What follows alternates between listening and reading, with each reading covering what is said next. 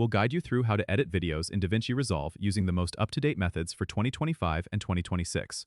If you find this helpful, consider subscribing and liking the video. First, open DaVinci Resolve on your desktop and start a new project by clicking on the New Project button. Give your project a name and hit Create. Once you're in the project, go to the Media tab at the bottom to import your video files. You can drag and drop them from your File Explorer directly into the media pool. Next, click on the Edit tab to start working on your timeline. Here, you can drag your video clips from the media pool onto the timeline.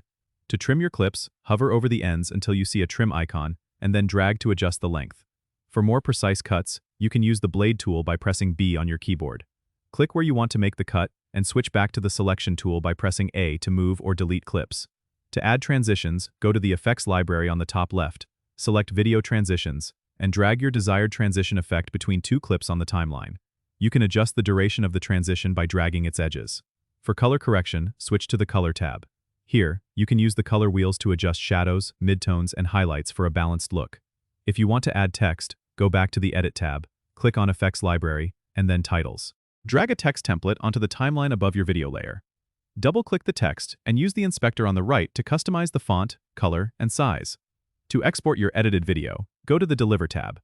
Choose your preferred format and resolution, set your file name and location, and click Add to Render Queue.